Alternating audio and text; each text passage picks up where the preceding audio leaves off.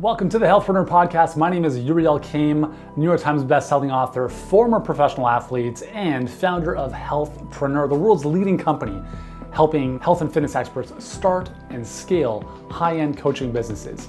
If you want to attract more clients, learn how to convert them without feeling salesy, and deliver an amazing program for them on the back end, if you want to be inspired by what others just like you have gone through and how you can do the same no matter what life throws your way, then you are in the right place, because every single week, Monday, Wednesday, Friday, we're going to be bringing you the best to help you take your knowledge and expertise to the next level with your health or fitness coaching business.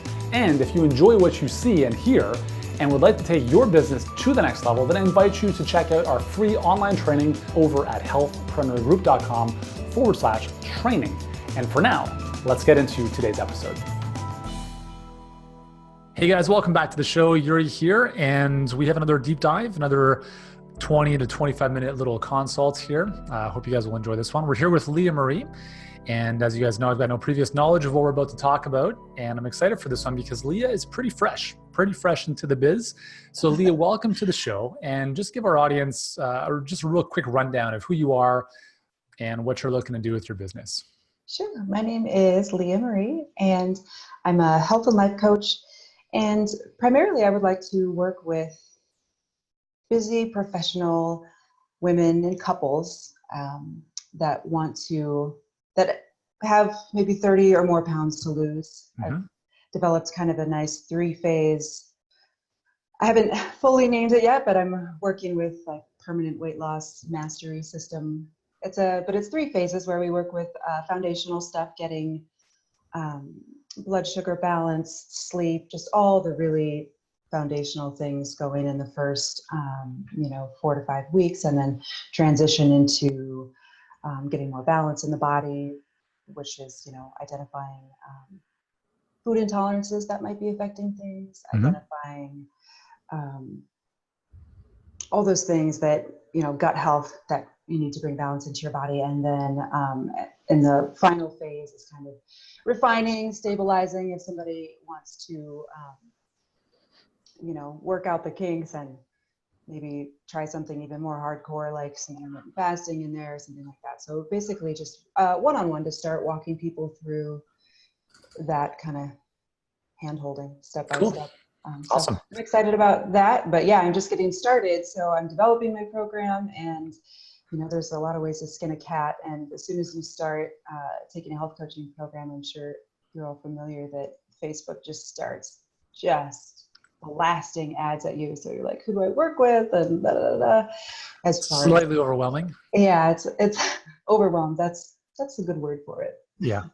So what can I help you specifically with today on this interview, this conversation we're about to have? What's on my mind today is more on a personal level in the life balance area, as one is starting a business. And I'm sure a lot of people get themselves in a situation where they don't just have, the opportunity to quit what they're doing and start full-time doing something else. They kind of have to transition into it over time. And what does self-care and managing relationships look like during that time? Sure. And when you say managing relationships, you mean relationships with close family friends as well as business acquaintances, pretty much all humans for the most part? Right. So we're excited about starting our businesses. We're super, super pumped about getting out there and, talking about the work that we do. Mm-hmm. But there's also things like, hey, honey, I invited so-and-so over tonight to have dinner, and we're all going to go out on the boat, and it's going to be great, and you should be there. No pressure. Yeah. Which is lovely, and I love the people in my life. So I guess I would love to hear other people's experiences, your experience. How did you start, and what were those hurdles like for you? And do you have any tips for people to kind of get in that mindset where they're able to build their business at a pace? I'm not a slouch. I know that I'm doing the steps every day, doing the things. How do I take it down a notch and just relax and have fun for a night? Sure. It's a very good question, and happy to discuss it here with you based on my experience and obviously what I would advise and similar situations. I'm just having a little technical issue trying to hook up my iPad because I wanted to draw something for you, which would make a lot of sense. And I can't seem to do that right now. So what I'll do is I'll just verbally explain it. So the thing to remember is there are different stages in business, right? So when you are, the thing is, I don't think a lot of entrepreneurs recognize that there are different stages in business, and those different stages require different activities or focus, right? So if you are, for instance, a farmer, there are times of the year where you are going to plant the seeds, plow the fields, tend to the crops, and nothing is going to happen. Like you're going to see nothing happen, and you're thinking to yourself, well, I mean, most farmers know that you plant a seed and it takes a little bit of time for those plants to grow. So they do what they have to do for several months. And then in the fall, they can start to reap their harvest.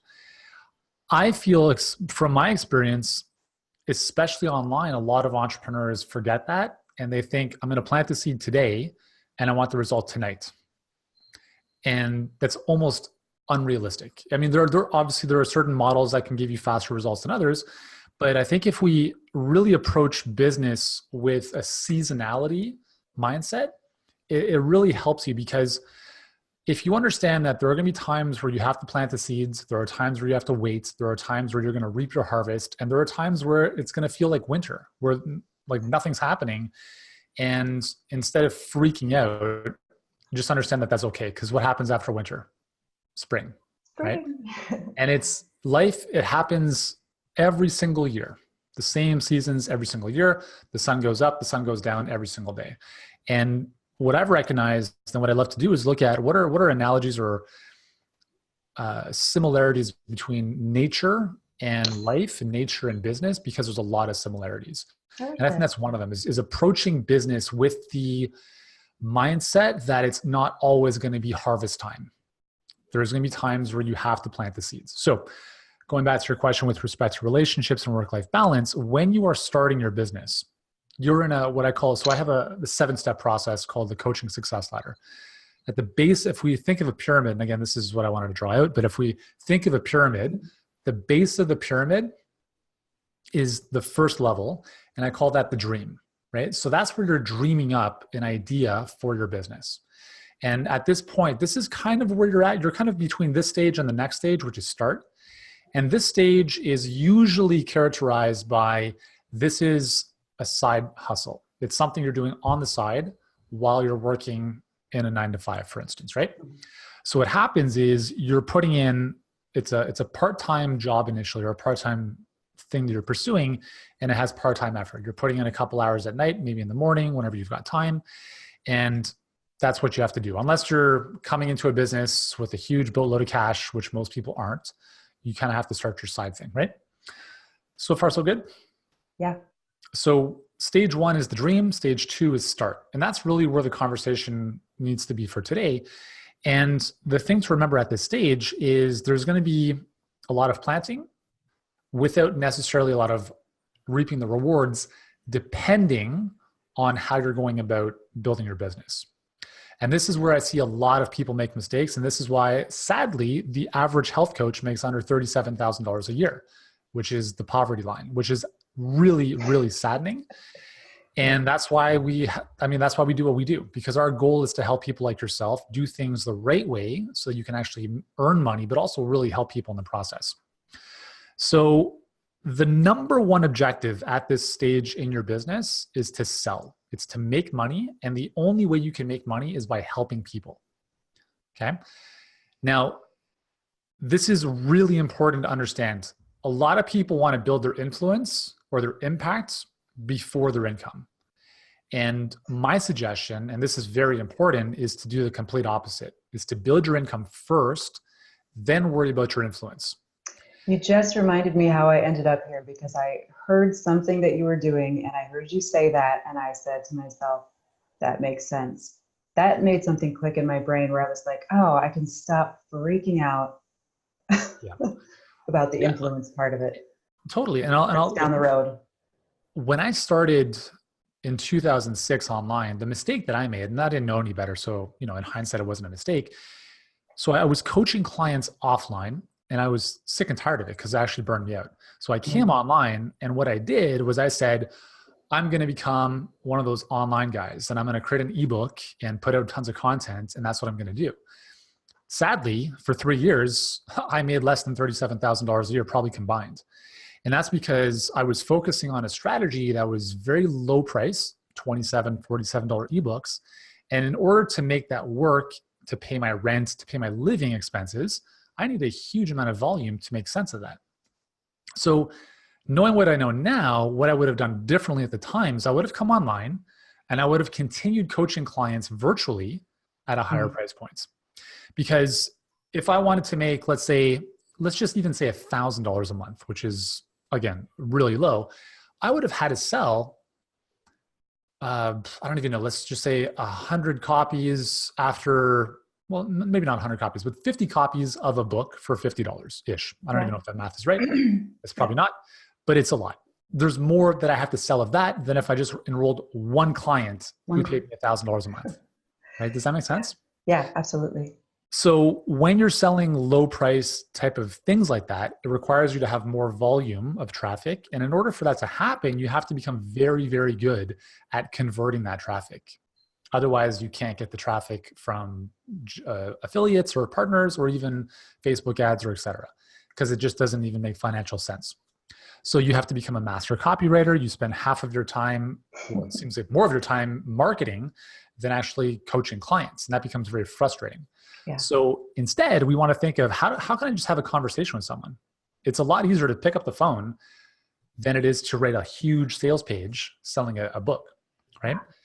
So the first thing to remember is that we have to build our income before our influence. And in order to build our income, the easiest way to do so is by working with a select few clients at a higher price point that doesn't require you to become this amazing marketer to convert people. Like, you simply have to offer something people want that solves a pain or problem that they're experiencing, and then have a conversation with them. And even if you're not even like, I don't even want to use the word a good salesperson, but if you're not that comfortable on the phone, you know, if you have the slightest idea of how to have a conversation with someone and offer them a solution, they're like, yeah, this makes a lot of sense. The likelihood of you succeeding with that is far greater than the alternative that I had mentioned previously. So does that make sense so far? Absolutely. Yeah. So when we're starting out, the most important thing is we need to sell and make money, because if you want to move out of your current job and you want to pay for your desired lifestyle, you have to earn income. And the most important thing, and I think this is, I get a lot of heat for this, and because I think health professionals should be very highly paid, and extremely. $37,000 a year is a kick in the face for people in our space. I could use my teaching degree if I wanted to make that. Yeah, totally. You should be making $37,000 a day if you wanted to, and feel no remorse for that, because the thing to remember is that everything you earn is only a byproduct of the value you create in the marketplace or for other people. And there's two ways to make money. Either you help more people or you impact them at a deeper level. And so what I'm suggesting is work with fewer people, impact them tremendously. Like, don't just skim the surface. Here's a book for $20. Really transform their lives, and they pay you accordingly. But here's the cool part, is that when you have expertise that can help someone, let's say you start off with one client. That one client engages with you. You work with them for whatever length of time it is. They get a great transformation. And now that transformation becomes your first point of social proof. So as you continue doing this, you start to build your repertoire, if you will, of social proof that what you're doing works. And now you can start sharing that online. And what happens over time is people start to look at you as like, wow, I need to work with Leah, because what she's doing with these other women and couples is pretty amazing. And then they'll start dropping you messages. Hey, I saw this on Facebook or on Instagram or wherever. What are you doing? And that's how it starts. And that's how over time you build your influence, right? But it doesn't start by posting quotes on Instagram. Right. That no one's going to care about, no one's going to see. So does that make sense so far? Yeah, it's just more noise. Exactly. Yeah. So so the first thing is to focus on the main thing, which is to enroll clients. That's the number one thing you need to do at the early stages in your business, and you have to be, most of your focus needs to be on that until the point where you have enough revenue in your business where you can say to yourself, you know what, now I'm going to start to build out systems and a team around me that can give me more freedom back. Yeah. So initially it starts off with hard work, and then it evolves to smart work. And then ultimately, when you reach the top of the pyramid, it ends up being less work. Right. Right. So we start hard work, smart work, less work. And what's ironic is when people see successful people, they think they're super busy. But the reality is that they're not. They shouldn't be. If they are, then there's something wrong with their systems. So when we look at work-life balance, I think it's, that it's totally achievable, but work-life balance might not always be the same every single day, right? There might be days where you work a little bit harder, other days where you have a couple hours off. Maybe there's a week where you take off. Maybe there's a week where you work hard on something, but on average over time, it starts to balance out. But the key is that you have a very strong vision of the business you want to build to support your lifestyle, as opposed to you being a slave to a job, more or less, that you've built for yourself. Does that make sense? Yeah, I think one of the things that happened to me, and this is probably a really common pitfall, is that I got really excited about the big picture really fast, really early on in my training. And then I just wish that I would have had somebody to say that to me right at the beginning. Just focus on serving a few people really, really well. Mm-hmm. And it will grow from there. And don't get your head wrapped up in all of the, social media and all the things. So thank you. Yeah. Yeah. You're welcome. And it makes absolute sense to me to build a business out that way, working towards that. So. Yeah, that's great. I'm fascinated by how things, like the genesis of things. I'm always thinking because we just had a baby 2 weeks ago, our fourth. Congratulations! Oh, wow. and I'm thinking to myself, who's the first person to ever give birth, and what was that experience like? Like, oh my God, there's something coming out of me, right? Or when the explorers, from Europe came to the Caribbean, for instance, and I remember being in Barbados, and in Barbados, they have certain trees that are painted because their droppings are poisonous. Who's the first person to, recognize that, right? Like, that sucks. And so I'm very fascinated by how things begin. And, that's why, it's having been in business for so long and being able to help others from start to growth is really rewarding, because you can help them avoid a lot of mistakes, right? And really fast track their success by doing things the right way. Because basically I took a lot of arrows in the back when I started, because I had no clue what I was doing. And second, I thought I was too cool for school. And because I was smart, I said, I'm going to figure this out on my own. Right? And that's obviously a big one. You're a little bit smarter because you've obviously engaged with a couple coaches. Yeah, but it's important to. It took me a while to get there. Yeah, but again, you're still relatively new in business, so it's not like you've been doing this for 10 years. Right. Finally, right. But that would absolutely be my advice, is to any person that's starting out, is just don't try to do it just by yourself. Get help. Get help. Podcasts, coaches, whatever you can get your hands on, get help and support, and don't be afraid to talk to other people about how you're feeling and how you're failing and what they did about it. I'm really curious how you got started. So I got started, funny that we're talking about this. I hired a coach, and it was more on the mindset stuff. This is back when I'm 24, 25. And we worked together for probably 6 months. And I don't even know how this conversation started. It was 2006 at this point. And I was talking about how I was getting burnt out by training clients, because I was working with a lot of clients, 7 a.m. till 7 p.m. at night, a lot of 5 days a week. And it was too much. And I knew that I wanted to impact more people. I also knew that when we started building a family, I didn't want to live that life. I wanted to be with my kids and the whole bit. So he said, why don't you start a website? I'm like, dude, I've got no clue what the internet is. I don't even know. This is just when the internet is becoming a bit more of a thing.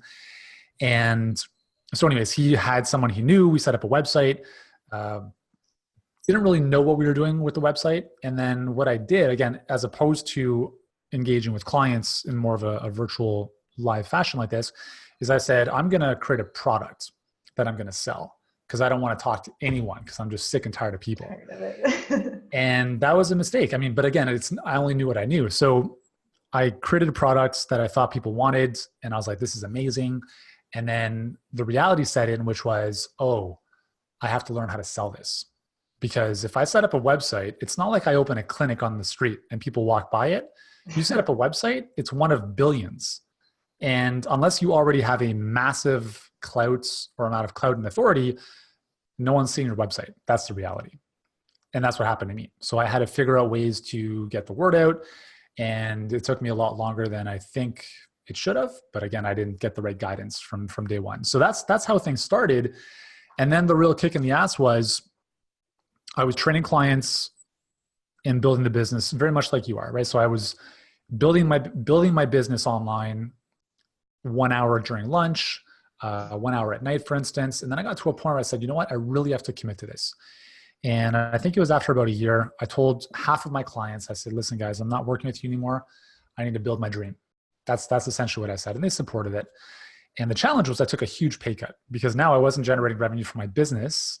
And I took a huge cut from my clients in terms of revenue. But I said, I need to make the sacrifice in order to build my bigger future. And things started to pick up a little bit, but again, still like poverty line income for the next year and a half. End of 2009, I was sitting at Starbucks reviewing the year.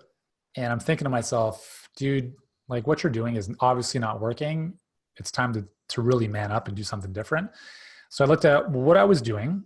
And I said, well, I need to do something completely opposite to that. And what I was doing was essentially hiding behind my computer. I didn't want to engage with people because I was just so tired of that for so many years. And I said, you need to find a coach and you need to surround yourself with people who already have or have done what you want to do. So beginning of 2010, I said, all right, I'm going to go to these 3 events. And they were events in the online health, fitness, marketing space. Went to 3 events, again, more money than $2,000 a ticket. I'm like, whatever, I'm going to throw it on my credit card and we'll figure it out. And those events changed my life because I met pretty much every major player in our space who to this day still remain good friends. And at one of the events, I met my eventual coach who really opened my eyes to a lot of possibilities of better systems and marketing. And that's where it all started. But none of that would have happened had I played it safe and continued to be scared of getting out of my own way and playing it safe. So I invested, $18,000 in a coaching program that I didn't even have money for to pay. And I put it on my credit card. And I said to myself, I will find a way to make this happen no matter what. And I think it's really important to for people entrepreneurs, we're a different breed. You have to have that belief that you will find a way to make this work. No matter what it is, no matter what coach you're working with, no matter what program you're using, no matter what model you're following. And this is the reason why there's so many different ways to the pinnacle of the peak of the mountain, is that a lot of different ways can work. Some ways are better for certain people more than others, but at the end of the day, it's all about you, right? It's all about you not giving up. It's all about you persisting. It's all about you taking responsibility for what you do and don't do. And it's not about pointing fingers and saying, that didn't work. He wasn't a good coach. It's looking in the mirror and saying, dude, you suck. Pull up your pants and let's make this happen, right? And that was the big realization was, just taking responsibility and doing no matter, obviously whatever it took that was more moral and ethical and so forth, and just never giving up. And that's the only reason that I've had the success that I've had. And that success is literally this compared to massive amounts of mistakes and failures, right? Right. But even the best baseball players strike out 7 times out of 10. So, right. That's such a good thing to remember. Thank you for sharing your experience. It's really heartening to hear people that are successful having gone through what I'm calling right now the valley of the shadow of death. Mm-hmm. Yeah. It's scary. It's really scary. And when you, I think that you said some key things there in that, you have to believe in yourself, and you have to have those honest conversations with yourself, and enough to say, I'm not doing this very well on my own, and I can continue to struggle and bash my head against the wall for another 3 years Yep. and destroy my body and my relationships and everything. Like, what's it all for then, even? Or I could hire somebody who's done it and been there and can walk me through it. And yeah, it's scary to spend that money, but if it shaves 2 years off, won't that be worth it in the end? Absolutely.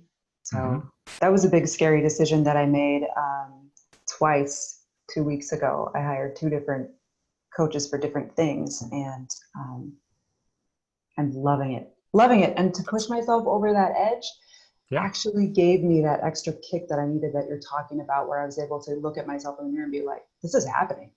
Yeah. This is happening, and it's happening now, and it's happening fast. And it took this kind of emotion out of it. It put me in a financial situation where I'm able to take my emotions out of it a little bit more. So that's going really well. Where I'm looking at it now more like I look at my 8 to 5 job, where it's like, yeah, there's some stuff I don't want to do there, but I'm doing it. Not even questioning. There's no conversation in my mind about like, well, maybe I should. No, I go there and I do that thing. So exactly. That's helped. But it's nice to talk to somebody who has been through that and is on the other side, and it helped you and it worked. Yeah. Well, first of all, when you pay more attention. That's a big lesson that people need to remember. And like, there's a lot of free stuff on YouTube, right? There's a lot of articles on Google, and you can spend the next decades of your life piecing things together, or you could fast track all of that with a coach. That's essentially what a coach buys you, is speed and certainty. Does it cost money? 100%, but it's an investment. And I've had a lot of coaches and been part of a lot of coaching groups and masterminds, and even the ones that were maybe not as great as I had hoped still provided a massive amount of return for me, because I said, instead of like crossing my arms and blaming, I said, how do I extract the value out of this? How do I make the most of the situation? And moving forward from that, because everything's happening for us, good or bad, right? It's like, there's always learning, there's always wisdom. And I think if you're a growth-oriented individual, you'll find those nuggets and you'll make the most of it. So that's been a big thing. And you talked about being in the valley of the shadow of death. And I'll tell you that never goes away, right? The problems never go away, but the goal as an entrepreneur is to have bigger problems. Because it's not about wishing things were easier. Jim Rohn talks about this. It's about being better, right? Don't wish for things to be easier, wish to get better. I could have had an easier life by not having kids and not having dogs. I could have just been chilling with my wife, but it's forced us to grow mentally, emotionally, systematically, in ways that allow us to live the way we do because of those challenges, not challenges, but extra stuff. So I think as you grow in business, what starts off as, oh my God, how do I set up an opt-in page as your main problem, for instance, then the problems become a lot bigger down the road. And that's okay, because the bigger the problems are, the bigger you're growing and the bigger your business is getting, right? But if you can't, I think the real big fear, the real big worry is 5 years down the road, if you're still having the same problems as you are now, that's the big issue. It means you're not growing. It means your business is the same as it is now. So you want to look at 5-10 years down the road thinking of, all right, I've got this big $300 million merger. How is this going to happen? As an example, right? It doesn't have to be that, but that's a bigger problem that you want to have. And you'll be able to figure out how to deal with that at that stage, whether it's you yourself, or you can hire people or find people or lean into mentorship who can support you through that process. And just being okay with the fact that it never gets easier, you just get better. And that's really the reason. That's the one thing that I've recognized is you're never on the other side. The only time you're on the other side is when you die, right? But I think if you enjoy the ride, that's the most important piece. Like, I love what I do, and I've built my business around my lifestyle, where I get to walk my kids to school, pick them up. I probably spend more time with my kids than I do in my business, but that's been very purposeful. But if I had built a business where I barely saw my kids, that would be a problem. So I think if you build a business that you love, good and bad is going to happen. You're just going to enjoy all of it because it's all an opportunity to grow and get better. And on the flip side of those challenges is where the opportunity lies. I think that you really adeptly got to the heart of what I was getting at when we started this conversation, and that is to enjoy the ride. Yeah. You know, how do you develop that resiliency? Because you're not going to be on the other side. You never arrive. So exactly. learning how to take on those bigger and bigger challenges. I'm starting to get to that point after, studying and doing this on the side for almost 9 months now. I'm starting to get to that point where I'm enjoying that feeling of pressure, or that feeling of, because it's how I know that I'm about to grow into something bigger, a bigger version of myself, somebody who's resilient enough to handle a bigger problem. Yep. Or a bigger challenge, not necessarily a problem. And then starting to get that trust in myself that I'm going to learn a lot of really valuable lessons from that. And that's an attitude, that's a choice we get to choose. Like, okay, I have 4 kids now, but I'm going to learn from this. Yep. I'm going to be able to be a massively bigger person in the world and for my family just by growing from the situation. So that's, you got to it. It's a little bit strange to try to figure out where socializing comes in, I guess, because there's a part of me that I had this conversation with myself where I was like, oh, I don't feel like so-and-so really likes me anymore, or blah, blah, blah, like the stupid stuff you do in your head where you're like, well, they don't call as much as they used to, and they don't want to hang out like they used to. And I flipped it and I said, I don't want to hang out. You've outgrown them. That's more true. I've got different things that I want to do. 100%. And just getting comfortable with that is it's a growth process. Yeah, I think entrepreneurship is one of the biggest spiritual journeys or growth endeavors you'll ever go on, other than parenting and, stuff like that. And I mean, when I look at people that have the same friends in their 40s as they did in high school, that says a lot about their lack of growth. And I'm not saying that you can't have the same friends, but if all of your time is spent with the same people who you went to high school with, unless those people are on the same wavelength as you, you haven't grown. And the reality is that you're going to outgrow people, right? Like even in your business journey, you're going to outgrow people initially that you did business with or were parts with or, friends with. And that's just because either they serve their purpose, you serve their purpose with them, and you've grown and moved on. And I think a lot of people hold on to the past because it's safe, it's comfortable. But the reality is you don't grow in that situation. And it's not to say you have to obviously burn bridges and burn friendships, but you don't need to spend most of your time with those people, right? You need to spend time. And this is really important. This is one of the biggest lessons I would impart on anyone is you need to spend time with people who are reminding you of your future more than your past, right? They're doing big things and they're pulling you along for the ride. It's that keeping up with the Joneses in a good way because they're inspiring you. They're showing what's possible. They're essentially borrowing or they're lending their belief and courage to you. You're saying, oh, you did that? Okay, I can probably do that too. And that's a lot better than hanging out with people who are still working in a 9-to-5 job, very scarcity mindset, who are all risk averse, who are like, oh, don't do this. This isn't, it's not safe. It's whatever. But the reality is the least safe thing is building someone else's dream. That's the whole flip on this. I'm like, I would rather build my dream and have 100% control over my future. Because I've been in the meetings where I'm talking about people's future with our company. And I could easily just pull the plug on someone and they're done. And I never want to be on the receiving end of that. But again, entrepreneurship is not for everyone. As we've talked about, if you're not willing to go through the ups and downs and enjoy that process, you're better off working for someone, right? And there's nothing wrong with that because thankfully I've got people that work for me because if they didn't, I'd probably jump off a bridge by now, right? Everyone has their role, but you have to be aware that what is involved in being an entrepreneur, the entrepreneur takes the risk. right? That's why the CEO is the most highly paid individual, because they took the risk to start the company. They took the risk where if shit hits the fan, it all comes back on them. And if things go well, they give credit to everyone else. They should.